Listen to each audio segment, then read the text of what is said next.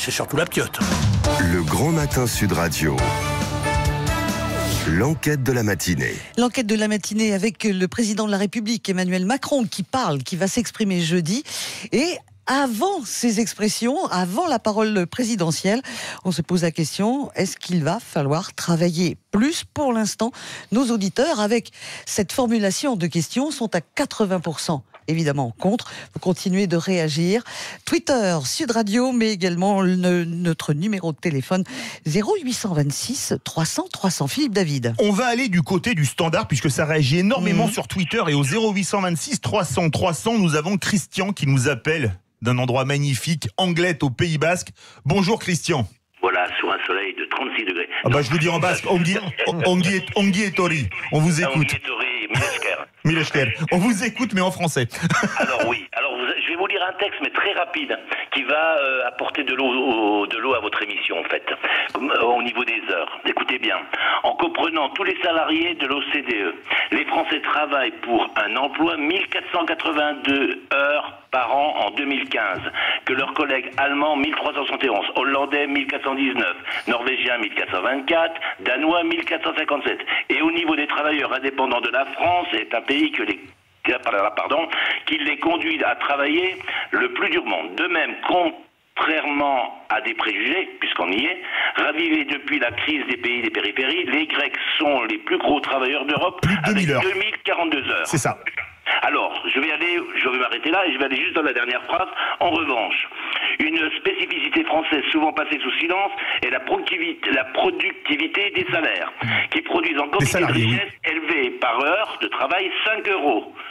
En Europe, comme résumé de l'économie. Les Français pourraient arrêter le vendredi et toujours produire de plus que ne font les Britanniques en semaine. Alors justement, Christian, on va faire réagir nos invités. Moi, j'ai été chercher les chiffres de l'OCDE. C'est marrant, si on regarde les chiffres de l'OCDE, les Allemands travaillaient en 1323 heures par an contre 1526 pour les Français, 203 heures de plus, ça fait pratiquement un mois de travail, ça fait un mois de travail. Pour les Français, en 2016, ils sont passés à 1356 en 2017, on n'a pas les chiffres pour la France, et quand on regarde de près, les Allemands ont le plein emploi et les Français le chômage de masse. Est-ce que c'est pas quand même un vrai problème? Et d'ailleurs, notre ami Christian d'Anglet le disait, est-ce qu'il n'y a pas quand même un problème? Les Allemands travaillent moins que nous, ils ont le plein emploi, nous on travaille plus et on a le chômage de masse et on veut augmenter le temps de travail. Alors, les Allemands, Joseph Touvenel de la CFTC. Les Allemands, le plein emploi, il y a différentes raisons. Ils exportent énormément en matière industrielle et nous, notre industrie souffre beaucoup. Mais il y a beaucoup de travailleurs à temps partiel qui vivent très difficilement en Allemagne aussi. Ça ne veut pas dire qu'on ne peut pas prendre exemple sur l'Allemagne. Ce que disait l'auditeur précédent est tout à fait exact. Et quand ici, mais c'est l'OCDE qui le dit. Oui. Et quand on nous dit la durée du travail, il faut voir aussi l'intensité du travail, puisque l'exemple grec est là pour en parler. C'est eux qui travaillent le plus dans la durée en Europe. Je n'ai aucune envie que l'économie française soit l'économie grecque. Et la citation de l'auditeur sur les Français pour arrêter de travailler le vendredi et toujours produire plus que les Britanniques, c'est une citation de l'hebdomadaire The Economist. Donc on voit qu'on est très bon. C'est un hebdomadaire libéral. Oui, et qui nous dit que les Français... Et c'est indéniable. Ça ne veut pas dire qu'on n'a pas un problème. Et le problème, il n'est pas sur la durée du travail, il est sur le coût du travail à un moment donné. Et puis, puisqu'on est à la veille d'élections européennes, le problème, c'est sans doute le vrai problème, la concurrence déloyale qu'on subit en matière fiscale, environnementale et sociale dans un marché dit unique. Si j'ai le même marché, je dois avoir en gros les mêmes règles du jeu, ce qui n'est pas du tout le cas, ce qui nous plombe. Regardez Apple qui payait en Irlande 0,03%, je dis bien 0,03% d'impôts sur les bénéfices, alors que nos entreprises payaient 33%. Ça, c'est une concurrence déloyale. Tant qu'on ne répond pas à ça, on ne répond pas au fond du problème. Jack Gaetelli, président d'honneur d'Objectif 50. Qu'est-ce que vous voulez répondre à Christian d'Anglet? C'est vrai que les Français travaillent plus que les Allemands. Oui, d'accord, mais la différence, c'est que peut-être ils ne travaillent pas bien. Et le problème, on est plus productif Non, alors la productivité, c'est quelque chose de très abstrait. Moi, je vais vous dire où c'est travailler plus, mais surtout travailler mieux pour moi. Je vous prends un exemple que j'ai vécu hier. Je vais au supermarché du coin et j'arrive devant la porte, ça ouvre à 9h. À 9h, c'était fermé. Il y avait une dame derrière la porte et elle me dit attendez, on était plusieurs personnes sur le trottoir. Il a fallu attendre 5 à 6 ou 7 minutes pour qu'ils ouvrent. Déjà, on a perdu du temps. Après, peut-être étaient-ils en sous-effectif et qu'ils n'avaient pas fini de ranger le magasin. Ouais, est-il utile d'aller dans un supermarché un jour férié? Moi, je souhaite que ces salariés puissent aussi se reposer. D'accord, bon, c'est un autre thème. Jack Gaetelli. C'est un autre thème. Donc, je vais ensuite à la poissonnerie. Et là, je vois l'établi de la poissonnerie en plein désastre. Il y avait de la glace partout, par terre, etc. La dame me dit... je lui dis, mais ça n'ouvre pas aujourd'hui. Elle me dit, si, ça ouvre. Mais écoutez, si vous avez des courses à faire, faites-les et puis vous revenez après. Mais je lui dis, attendez, vous plaisantez. C'est le gars de la veille ou de l'avant-veille qui a oublié de nettoyer ou qui n'a pas nettoyé les établis, etc. Qu'est-ce que je veux dire? Ça veut dire qu'on a perdu, là, dans très peu de temps, on a perdu une demi-heure du temps de travail. Donc, on ne travaille pas bien. Si on travaillait mieux, et pour travailler mieux, on a besoin de qui? Des quinquas, des seniors, des gens qui ont plus de 45 ans. C'est là où on va faire un saut en avant, parce que tout le reste sont des chiffres. Moi, j'en ai vraiment ras-le-bol des chiffres parce que ça veut rien dire. Il faut remettre au travail, il faut mettre les entreprises françaises, les PME, les PMI, mettre dans leur moteur un senior. Et ça ira plus vite et ça va lubrifier. Voilà, point. Ça fait beaucoup rire tout le monde. Il faut aussi un peu de place aux jeunes. Il faut de la place pour tout le monde. Non, mais les jeunes, on en parlera tout à l'heure avec les binômes. Et ça, on oublie aussi de ce côté-là. Emmanuel Lafont, avant de donner la parole à Christian Bourreau, je vous ai vu dodeliner en écoutant Jack Gaetelli. Oui, effectivement. Vous avez dodeliner de la tête. Effectivement. Alors, comparer la France et l'Allemagne, c'est toujours un truc à ne pas faire. Ça suffit. On a arrêté de se mettre dessus depuis 1945. Si on arrêtait aussi de jouer à qui c'est qui a la plus grosse, c'est pas le sujet. En Allemagne, on n'a pas la même structure. En Allemagne, c'est clair. On n'a pas la même économie. En Allemagne, une société comme Arjo Wiggins ne fermerait pas. En Allemagne, on n'aurait donc pas 600 personnes demain sur le carreau avec l'État qu'on a strictement rien à faire. C'est pas le sujet. Donc effectivement, aujourd'hui en France, on a un tissu industriel qui est en train de se liquéfier et on a une orientation de l'emploi qui est plutôt sur du tertiaire. C'est-à-dire qu'on va avoir effectivement la French Startup, on va avoir des... Startup Nation. Voilà, on est parti à fond les gamelles sur l'innovation. Pour l'instant, on est sur l'invention, pas l'innovation. La différence entre l'invention et l'innovation, c'est l'innovation, c'est une invention qui a trouvé son marché. Pour l'instant, on cherche encore le marché. Les startups qui gagnent de l'argent, il n'y en a pas autant que ça. Faut pas oublier. D'accord. Donc, pour l'instant, on fait un pari sur l'avenir. On ne sait pas ce que ça va donner. Donc, on se détend. Et deuxièmement, c'est vrai que les Français travaillent plus que les Allemands. Et c'est vrai aussi que les entrepreneurs travaillent beaucoup plus que les salariés. Ça, c'est vrai aussi. Christian Bourreau a aussi dodeliné en écoutant Jack Gaetelli. J'ai dodeliné de la tête parce que j'ai bien l'impression que quand on regarde la réalité, les seniors, ils ne demandent qu'à travailler. Les retraités, beaucoup d'entre eux demandent à travailler. Pour certains, c'est pour améliorer la soupe.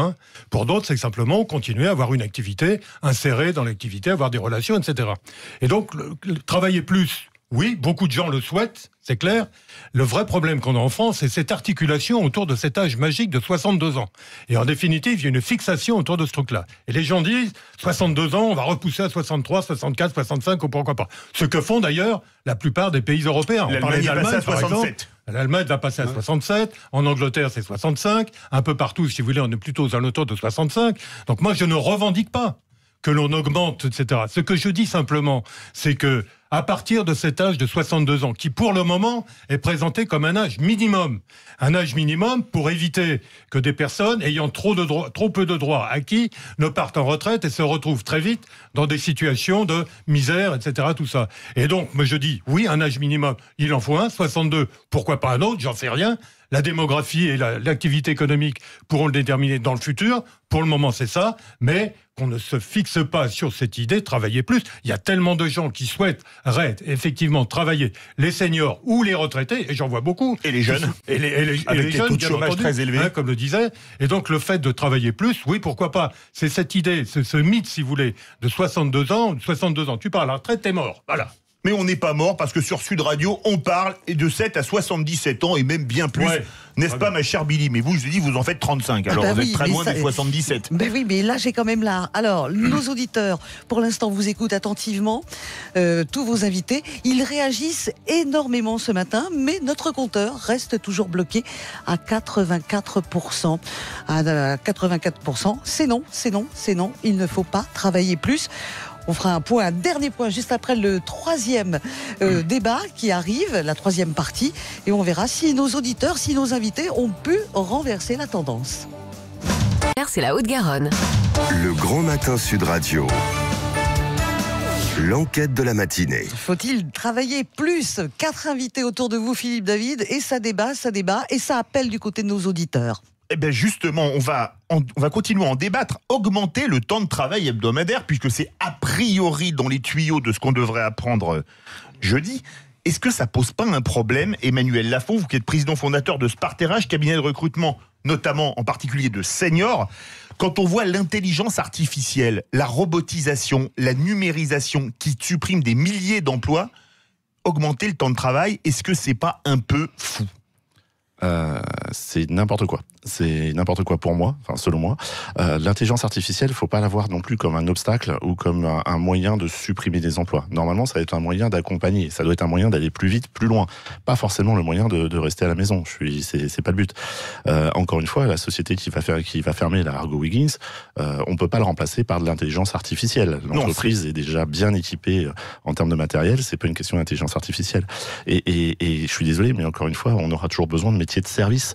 Et ces métiers de service, c'est pas l'intelligence artificielle qui va le remplacer. Même si, parce que par exemple, aujourd'hui, on voit dans les banques, on a reçu des syndicalistes de banque il y a quelques temps. Aujourd'hui, tous les conseillers vont pouvoir être remplacés par un robot qui répondra en entendant votre voix, en vous proposant un crédit à 2%, à 3%, à 4%, qui saura tout sur vos comptes, vos revenus, etc. Et vous avez vraiment envie de faire confiance à une machine comme ça ? Si j'ai plus les conseillers clientèle, je suis obligé d'y passer. Ou de changer de banque. Vous changerez de banque, vous irez voir une banque. À un moment, vous savez, il y a un retour de bâton. L'intelligence artificielle a ses limites. Ça s'appelle l'humain. Vous êtes d'accord avec ça, oui. Joseph Touvenel, vice-président de la CFTC ? Bon, d'abord, j'aime pas le terme d'intelligence artificielle, c'est l'inintelligence artificielle, puisque l'intelligence, c'est une caractéristique humaine. Là, ce sont des machines qui ont une capacité de calcul absolument gigantesque et qui calculent plus vite que nous. Mais elles sont absolument pas intelligentes. Elles font ce que l'on dit de faire. C'est selon les algorithmes, et c'est celui qui manie l'algorithme qui décide. Ensuite, ce sont des choix de société. Ça a été dit. On les met au service ou on en devient esclave. Ça, c'est l'avenir qui est entre nos mains. Si je regarde il y a un siècle, il y a des tas de métiers qui existaient il y a un siècle qui ont disparu. Absolument. Aujourd'hui, les choses continuent de la même façon, avec de nouveaux emplois qui se créent, mais ça s'accélère. Donc, il faut le prendre en compte. Avec en plus une chose dont nos politiques nous parlent jamais, c'est la très très grande fragilité de ces systèmes. Fragilité par rapport à des attaques extérieures, virus. On l'a vu l'année dernière quand Renault a eu 3 usines bloquées parce qu'il y a eu une attaque mondiale, plus de production, et ils ne savent toujours pas qui l'a fait. Fragilité, écoutez, tous ces systèmes sans l'électricité, on fait quoi ? On fait rien parce qu'on n'a pas de plan B. Et ça, il faudrait peut-être y penser. Et puis ça a été dit, la relation humaine, elle est importante, elle est essentielle, à nous de la développer. Et puis les territoires.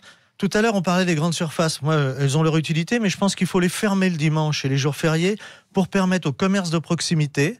Donc, c'est le lien humain, c'est le lien des territoires, de vivre, mon boucher, mon boulanger, ma petite supérette de quartier. Ça, ce sont des rythmes qu'il faut retrouver. Et avec ça, on retrouve des métiers et des services. Alors, justement, Jack Gaetelli, vous êtes président d'honneur d'Objectif 50, une association qui remet dans l'emploi les seniors. Maintenant, c'est même pas à 50, c'est à 45 ans. Quand vous entendez le MEDEF qui demande un passage progressif à 64 ans pour l'âge de la retraite, je cite Geoffroy Roux de Bézieux, sortons du mensonge par omission et disons la vérité aux Français. Il faut reculer l'âge de la retraite du fait de la pyramide des âges. Qu'est-ce que vous avez envie de dire, vous qui dites on a du mal à mettre les seniors au boulot à 45 ans, alors les faire travailler jusqu'à 64, ça va être un peu compliqué. Mais on a du mal à les mettre au boulot à 55 ans ou un petit peu plus. C'est pas parce que c'est parce qu'il n'y a pas les entreprises ne recrutent pas les seniors. C'est ça le problème. Autrement, personne n'a envie de s'arrêter de travailler. Les entreprises sont complètement fermées sur des idées fausses. C'est ce que il est pas à jour. Il n'a pas plus de volonté de travailler. Il est obsolète. Il est ceci, il est cela. C'est des conneries tout ça. Les seniors, les gens, on a envie de travailler. On veut faire des choses. On peut travailler jusque bien plus que 65 ans dans la vie. Je veux dire, ceux qui ont envie, pourquoi on leur fout pas la paix ? Dès lors qu'on a un travail pas trop physique, faut le dire aussi. Oui, non, mais on est d'accord, mais vous savez, des fois, le travail intellectuel, il est aussi fatigant qu'un travail physique parce que vous travaillez même la nuit. Vous tournez là dans votre tête toutes les histoires, les machins, et le problème est demain, qu'est-ce qui va se passer, la réunion. Donc, si vous voulez, je trouve que, excusez-moi, mais je trouve que des fois, on est en France, je dis en France parce que j'ai vécu énormément de temps à l'étranger, on a toujours, on se mord la queue, en quelque sorte. Je veux dire, on trouve des trucs, des machins à droite, à gauche, des raisons de faire des débats, des réunions, etc. Alors que les choses devraient être beaucoup plus simples que ça. Nous sommes les quinquas et plus. Nous sommes des gens dynamique, ouvert, prêt à travailler, prêt à, à se déplacer, prêt à tout ce que vous voulez. On a envie de travailler, on veut travailler, mais on ne trouve pas les entreprises qui nous embauchent. Christian Bourreau, président de l'Union française des retraités et vice-président de la Confédération française des retraités. Vous venez d'entendre Jack Gaetelli qui dit « Nous, on veut bosser, on veut repousser l'âge de la retraite à 64 ans. » C'est pas moi qui le dis, c'est le MEDEF. Mais les boîtes veulent pas de nous. J'ai été quinquat. Ça fait quelques décennies que je ne le suis plus. Je ne suis plus un quinquat. Mais je souhaite vraiment récuser cette idée de repousser l'âge de départ en retraite. Ce qui me paraît une idée, comment dire, c'est draconien un truc comme ça. C'est pas de ça dont il s'agit. Ce dont il s'agit, c'est de trouver la possibilité pour les gens de partir en retraite au moment qui convient. Donc il y a un âge minimum, d'accord, c'est logique. Est-ce que cet âge minimum doit être en fonction de l'évolution de la démographie, etc., et dans le temps, repoussé? J'ai pas de débat par rapport à ça. Ça me paraît pas impensable. Que la démographie joue un rôle dans l'équilibre des régimes de retraite, c'est une évidence même.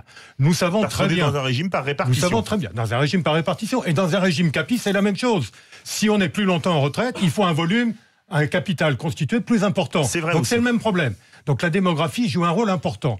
Et que compte tenu de ça, compte tenu des évolutions démographiques, compte tenu de l'augmentation de l'espérance de vie, que l'on soit amené un jour à augmenter, à repousser cet âge minimum. Pourquoi pas? Mais ce qui est important, c'est que ça ne soit pas un âge coup près. Et c'est que les gens qui souhaitent travailler plus longtemps ou qui peuvent travailler plus longtemps puissent le faire. Et puis qu'on ne soit pas dans la situation qui était évoquée par les prédécesseurs sur les quinquas et les sexas, etc., qui n'arrivent pas à trouver de travail. Il faut qu'il y ait une certaine flexibilité. L'âge de départ en retraite, c'est pas 62 ans qui doit le déterminer. Alors je sais très bien que ça pose un problème, et je pense que M. Delevoye, qui actuellement est en grand débat avec les partenaires sociaux pour savoir de quelle manière le régime universel va pouvoir se mettre en place, je pense qu'il est un peu préoccupé par les situations des régimes dans lesquels il y a des âges de retraite qui sont bien avant 60 ans, bien avant 62 ans, bien avant 64. Comment régler ça? Ça, c'est un autre débat, mais je pense que tu auras l'occasion de nous réinviter là-dessus. Oh, mais bien, avec grand plaisir. Emmanuel Lafont voulait réagir. Oui, je voulais réagir sur deux sujets. Déjà, Geoffroy Roux de Bézieux dit effectivement, vous êtes gentils les enfants, on va falloir travailler plus longtemps. Mais d'un autre côté, il dit, ouais, j'aimerais bien qu'on nous aide. C'est-à-dire que quand je recrute quelqu'un à partir de 55 ans, j'aimerais bien que l'État m'aide, donc je le paye un petit peu moins, et comme ça, je vais avoir une aide. Et l'État paye la différence. Voilà, c'est-à-dire vous et moi. C'est ça. Donc, c'est pas la peine de demander aux gens de bosser plus longtemps si d'un autre côté, tu dis qu'il faut qu'on t'aide pour que tu les recrutes. C'est pas cohérent, Geoffroy. Il faut que tu fasses un effort. Deuxièmement, j'entends, je suis désolé, mais les seniors, de manière générale, à partir de 40, 45, voire plus, sont une valeur. Ils ont un savoir-faire, ils ont un savoir-être, ils ont un savoir-vivre en entreprise, et dont les entreprises ont besoin. Nous, on essaie de placer un maximum de seniors en start-up. Croyez-moi, ça change la vie, ça lisse les choses, et surtout, ça apporte une vraie valeur aux entreprises. Et ça, aujourd'hui, les petites entreprises ont une vraie difficulté pour recruter des compétences. Donc, il faut faire rencontrer les seniors avec ces petites boîtes qui ont besoin de compétences et qui ont besoin de mettre en avant ces seniors pour pouvoir tout simplement grandir et survivre dans l'environnement économique actuel. Joseph Touvenel voulait réagir de la CFTC. Oui, juste une petite phrase à toute vitesse. Tout à l'heure, vous avez reçu Sonia Crimi. Et elle a dit on a besoin des cheveux gris. Je dirais qu'effectivement, on a besoin des cheveux gris, mais on a aussi besoin des chauves. Absolument. Moi, je dirais qu'on a besoin. Et permettez-moi de vous dire que, comme vous avez à peu près la coupe de Jules Briner et qu'on a à peu près la même, je serai entièrement d'accord avec vous, Joseph Touvenel. Moi, je pense qu'on a besoin de tout le monde et qu'on a besoin aussi de faire la place aux jeunes, ce qui ne veut pas dire chasser les seniors comme ça se fait à 45-50 ans. Cela dit. Parce qu'on les chasse. Oui, parce qu'on les chasse. Cela dit, il y a un certain nombre de personnes qui sont épuisées. Sinon, on n'aurait pas l'explosion du burn-out. L'explosion du burn-out qui coûte très cher à la société. Donc si on oblige les gens à travailler, et je dis bien obligé dans ces cas-là, à travailler plus longtemps quand ils sont épuisés et qu'ils n'en peuvent plus, conséquence, c'est le déficit de la sécurité sociale qui se creuse. Ça veut dire aussi qu'il y a sans doute des méthodes de travail et de management qui sont à revoir. Deuxième point, 62 ans, c'est pas l'âge où on vous dit dehors. L'âge où on peut vous dire dehors, c'est 70 ans. Exact. 62 ans, c'est aujourd'hui l'âge à partir duquel je peux partir à la retraite. Ça veut dire que je peux partir à 62, 63, 64. Mais en fait, quand on voit le nombre de trimestres nécessaires, quand on voit l'âge à laquelle les gens arrivent sur le marché du travail, ou leur période de chômage, eh bien, naturellement, ils vont essayer de travailler de plus en plus longtemps, sinon ils arrivent à la retraite avec une retraite de misère. Et ça, c'est un vrai problème. Et ça a été dit 2 fois.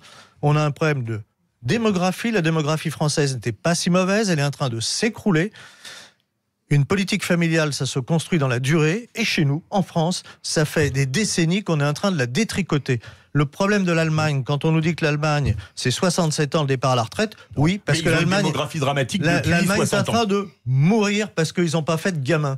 Eh bien, à nous d'avoir une politique familiale, des gamins. C'est de l'emploi, c'est du dynamisme et ça permet aussi aux seniors de travailler parce que c'est tout le pays qui est porté. Alors, où on veut un pays de vieux qui ragnagnafi, ou on fait une politique familiale qui permet à tous de travailler. Parce que c'est ça. C'est un pays dynamique. Sinon, vous allez avoir le Japon. Je rappellerai que le Japon doit être heureux d'entendre qu'on peut supprimer un jour férié, parce qu'ils en ont 3 de plus que nous. Ils en ont 4 de plus que nous. 15 jours fériés au Japon. Ils sont dans un déficit considérable et ils ont que des vieux parce que pas de politique familiale. Oui. Mais c'est quoi ce mot vieux ? Faisons une France dynamique. C'est pas péjoratif. Non, mais c'est très désagréable d'entendre dire tout le temps parler des vieux, les vieux. Mais parce que les vieux, c'est vieux. Mais attends, moi, je suis plus un jeune. Je suis un vieux. Faut dire les choses. J'ai 61 ans. Je suis un vieux par rapport à mes fils de 20 ans. On s'enferme. Je vais pas dire que je suis un jeune vieux. On s'enferme dans des trucs incroyables. Christian Bourreau voulait réagir. Non, mais dans le micro. Cette notion de vieux, effectivement, est une notion détestable. Détestable. Alors, je vais dire un peu plus âgé que d'autres. Attends. Les seniors. Allez. Ce qu'il y a simplement, c'est que le vieux, c'est celui qui a 3 ans de plus que moi. C'est le gars, il est vieux. Et dès l'école communale, c'est la même chose. Le gamin qui est en, je sais pas quoi, en CP, eh bien, il est gamin par rapport à celui qui est en cours élémentaire, etc. Et donc, tout ça est relatif. La notion de jeune à cette vieillesse, c'est relatif. Si on reste au niveau de la retraite, qui est quand même le sujet dont on débat, eh bien, c'est vrai qu'il y a des inégalités par le fait que certaines personnes sont très fatiguées, etc., et doivent effectivement s'arrêter. Mais par rapport à ça, il me semble que ce qui doit être fait, ce n'est pas de leur donner la possibilité de partir en retraite plus tôt. Ce qui devrait être fait, c'est de supprimer cette pénibilité, de faire en sorte qu'il n'y ait plus de travaux qui mettent en cause, si vous voulez, la bonne santé et la pérennité des personnes qui les exercent. Mais il y a des métiers où on n'a pas le choix. Quand on monte une maison, un mur, il faut bien soulever les parpaings. Il n'y a pas de machine qui le fasse. Eh bien, si ça existe, il y a des machines qui le font et on met en place des machines de le prix de la construction n'est pas le même. Je ne veux pas dire qu'il n'y a pas de métier pénible. Ce que je dis, c'est que l'objectif devrait être plus que de dire « Ah ouais, c'est un métier pénible, tu partiras en retraite plus tôt ». J'aimerais mieux que l'on ait vraiment de bonnes actions déterminées, si vous voulez, pour faire en sorte qu'on élimine autant qu'il est possible les pénibilités pendant que les gens travaillent. Emmanuel Lafont veut réagir. Et ensuite, Jacques Gualtelli. Je voulais juste attirer l'attention sur le fait que c'est pas parce que on avance en âge que l'on est plus sensible aux effets du burn-out. Bien au contraire. Souvent, on se rend compte que lorsque la situation se tend, notamment en start-up, puisque c'est des sociétés qui ont l'habitude de vivre des moments un peu difficiles, celui qui continue à tenir la barre, quel que soit le vent, la houle, et quand ça cogne, c'est le senior, parce qu'il en a vu d'autres. Et des burn-out, on peut en faire malheureusement à tout âge. Et je suis d'accord avec vous que le problème, c'est la pression que se prennent les entreprises aujourd'hui sur les salariés, sur la fonction salariée. Et il y a un autre phénomène dont on n'a pas parlé, c'est c'est la création d'entreprises en France aujourd'hui. Si vous prenez les statistiques de la CCI en 2018, 93% des entreprises créées sont des EIRL, entreprises individuelles à responsabilité limitée, qui ont opté pour une imposition en micro-entrepreneur. Ça veut dire que 93% des entreprises qui se créent aujourd'hui sont des personnes qui vont être en freelance. Et statistiquement, plus de 60% de ces entreprises-là font 0 € de chiffre d'affaires. Et eux ont de la pression. Avant de conclure avec Jacques Gualtelli, on a un commentaire très drôle qui vient de tomber, c'est vous, Joseph Touvenel, qui l'avait inspiré, c'est Eric Le Riche qui nous écrit « Vu que les quinquas ont du temps libre, ils peuvent faire des enfants à des jeunes de 25-30 ans qui vont travailler les jours fériés. » Jacques Gualtelli, le mot de la fin. Je vous remercie de me donner le mot de la fin, surtout que dans tous ces rencontres qui sont forcément intéressantes, on propose rien. Alors moi, je propose des choses. Je propose que pour solutionner le problème du chômage des jeunes, des quinquas, la création d'entreprises et le commerce extérieur, on fasse ce que j'appelle le plan de développement multiple. C'est un document qui est écrit, qui existe, qui est très sensé et qui arrive à démontrer qu'on peut régler tout un tas de problèmes avec un peu de bon sens. Et c'est ce qui manque en France souvent, c'est du bon sens, de la logique. Donc ce plan de développement multiple que j'ai envoyé à tous les ministres dont je vous ai parlé au début de l'émission, ils sont nombreux, aucun n'a répondu, aucun n'a pris au vol le truc. Et le dernier point, c'est, vous connaissez les VIE pour les jeunes. Oui, la valorisation qu'on envoie à l'étranger pour 2 ans en les payant. Oui, pas les VIE. Pourquoi on ne crée pas le VIES ? Parce on a plusieurs vies. Pourquoi on ne nous prend pas, nous, les seniors, pour aller faire des missions à l'étranger pour les entreprises ? On serait beaucoup plus efficace que les jeunes qui, eux, auraient une première expérience. Mais nous, on apporterait, parce qu'on a une vision périphérique, on a des connaissances, on parle des langues, on a déjà des expériences dans les pays. Vous avez eu tout à l'heure le vice-président d'Objectif 50 qui, lui, a une expérience de 15 ou 20 ans en Asie. Moi, j'ai une expérience de 17 ans en Amérique latine. On revient chacun d'un endroit et de l'autre. On pense que nos connaissances vont pouvoir être utilisées par des entreprises à l'export. Et on ne trouve rien. Donc il y a un problème de mentalité. Je termine. La dernière petite chose. 5 secondes. Ouais, 5 secondes. Il y a une candidate à la mairie d'une ville en Allemagne, j'ai entendu ça ce matin, qui a 100 ans, qui vient de se présenter. Et je vous indique aussi que Carmena, qui est la maire de Madrid, a plus de 70 ans, elle a 76 ans, je crois. Alors ça va, vive les vieux, quoi, comme on dit. Et pourtant, le mot vieux, je l'aime pas. Et c'est pourtant vous qui vouliez pas partir. Alors vive les seniors. Verdict, ma chère Billy. Eh ben, 84% de nos auditeurs disent non, il ne faut pas travailler plus. Allez, bonne journée à tous, bonne matinée. Et je vous rappelle que dans un instant, on vous posera la question, mon ado devient végétarien. Est-ce grave, docteur? Non, mais ça va compliquer la tâche des mamans. Et il y en aura une avec nous dans un instant. Bonjour Valérie Expert. Bonjour à toutes et à tous. Vous n'êtes pas une vieille, vous êtes jeune, vous faites 35 ans quand je vous regarde. Mais vous êtes insultant, je n'ai même pas 35 ans. C'est la première fois qu'on m'accuse d'insulter quelqu'un en studio. Et je ne suis pas végane, je vous le dis, mais bon, voilà, c'est intéressant, je vais écouter avec intérêt tout ça. Nous, entre 10h et midi, écoutez, on va revenir aussi, comme vous, sur... travailler plus, comment faire pour travailler plus. On va parler de Nathalie Loiseau, vous en avez parlé également ce matin. Nathalie Loiseau qui a milité dans sa jeunesse dans un syndicat d'extrême droite. Donc ça a été révélé par Mediapart et pas Parc. Et puis entre 10h et 11h, c'est Jérôme Anthony qui sera avec nous pour nous parler du retour de l'émission Un trésor dans votre maison. Et puis on aura également avec nous un journaliste du Parisien, Michael Zolto-Broda, le Parisien, qui a révélé hier que France Télévisions avait obtenu tous les droits pour la diffusion des JO de 2024. Mais vous êtes un trésor dans notre studio, ma chère Valérie, comme Billy. Merci, je reviendrai demain. Non, je serai là tout à l'heure. Non, mais demain avec vous. D'accord, merci beaucoup Valérie Expert, Sud Radio. Il est 9h46.